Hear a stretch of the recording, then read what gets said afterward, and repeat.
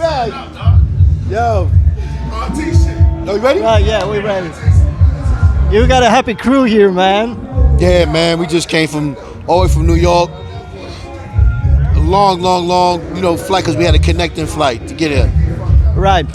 So how long, because I can see you have a lot of set lists here and things like that. How long does it take you before the show to prepare actually? Nothing really, because usually I got my other DJ, but he couldn't make it today because he's working with Jadakiss. And so I took my other guy. But he just showed me all the songs that we had. He lost it.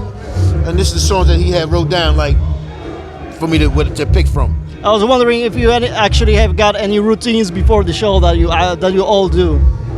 Nah, no routines. The routine is them smoking weed and getting drunk, and that's it. And then we just go, when he's ready, we back to business. Okay, it's actually 20 years this year that marks the 20th anniversary of the Iron Man release. So that was the Soul debut, and before that, a couple of years with Wu-Tang Clan. Yeah. And so you're one of the people that actually been all the way there through the rise of hip hop. And in your opinion, what would you describe the state of hip hop right now? Did everything change for better, for worse? I mean, it depends on how you look at it. I mean, as far as content and creative wise, it's for the worse. You know what I mean? Like, nobody don't write music like Cream and, you know what I mean, like that mean stuff. Right now it's all about the club, the jewelry, your car, your girl. You know what I mean? They you know, and all the stuff like that. So, but as far as people being able to feed their family, then I guess that was for the better for them, for the younger guys. You know what I mean? Yeah. But as far as like real artistry is lost. What would you say is the biggest mistake now of hip hop? The biggest flaw of hip hop right now? The biggest flaw of hip hop? The biggest flaw is like the state of it. It's the state of it. You know what I mean? Because there's no sense of direction. You know what I mean? Everybody sounds the same. Like back in the days, I didn't sound like Nas or Biggie or Q-Tip or, you know what I mean, Snoop Dogg. Everybody had different whatchamacallit. So it's to me, I'll say the state, that's off the head. The state of hip hop and where's it at right now, like of the new generation. What is the finale of the story of Once Upon a Time in Shaolin right now? Because I know you were one of the people who did the biggest diss on Martin Shkreli, and I know that he was arrested, but I'm not really sure what actually happened with the album. I don't really know what happened with the album anyway. Like that, RZA and one of his friends, they was the masterminds of all that. We didn't get paid off it. We don't even know what it. You know what I mean? As far as I heard, the other little records, they was alright, but it wasn't. You know what I mean? It was just put together.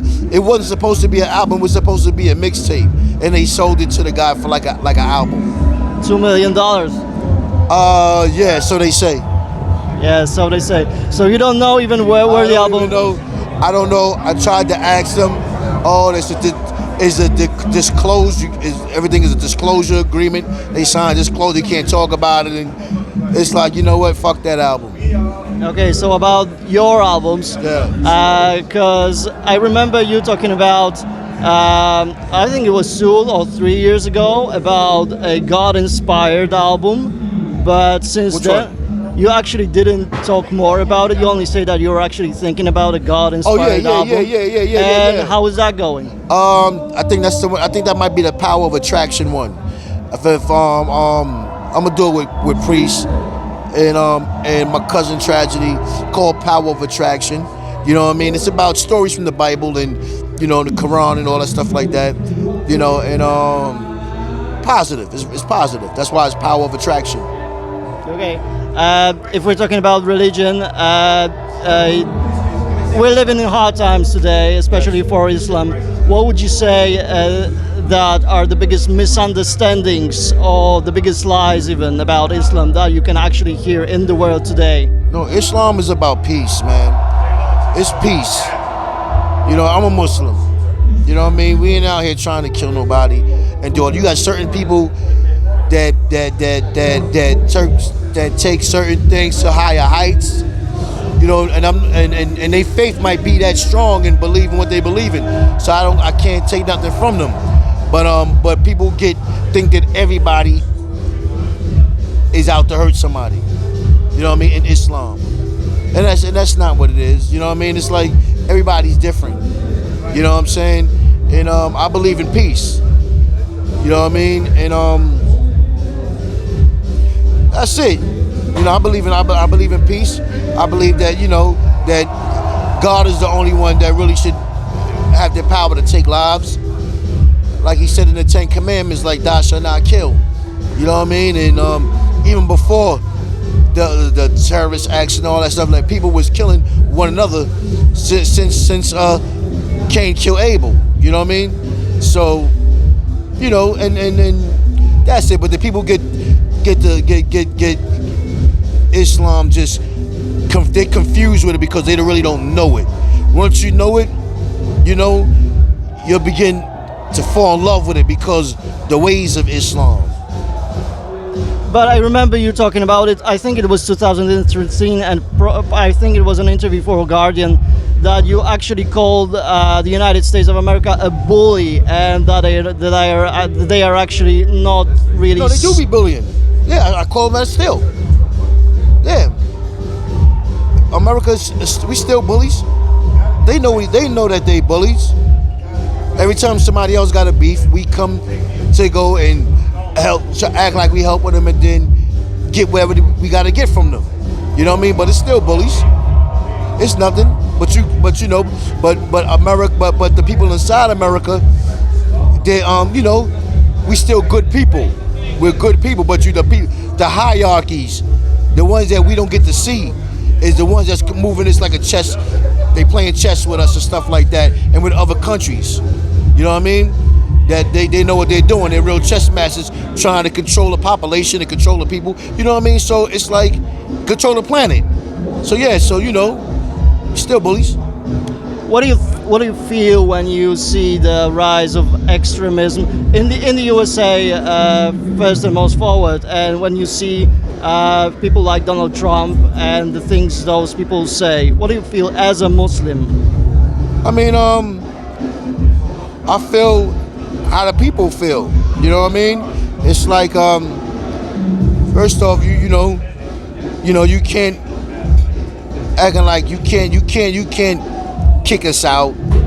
Oh, these Muslims like this and this one's like that and that one's like that, without explaining your dirt. You understand what I'm saying?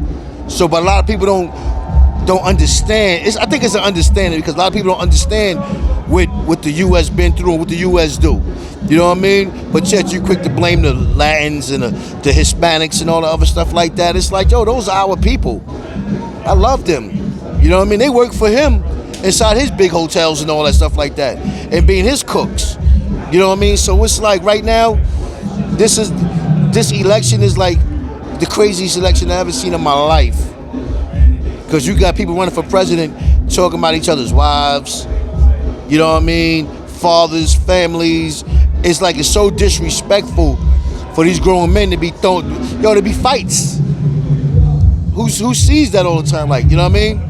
So it's like, we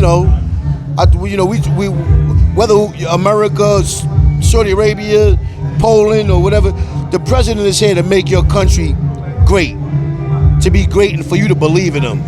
But once you got a president that everybody's hate, or running for president, everybody's like hating, and you up there, there's a bunch of fights being at your rallies and this and that and the third. It's like, yo, those are just sending signs, man. It's like, it's just not good space right now. It's not in a good space. Did you get any chance to listen to the Polish bands, the Polish hip hop bands that are playing here now? Only when I came in. I just got here not too long ago. Okay, so you like the atmosphere here in Warsaw? It's cool. It's chilling. You know what I mean? I can't wait to get out there and do what it do. Okay, so thank you very much. Yes. Thank you, brother. Appreciate that.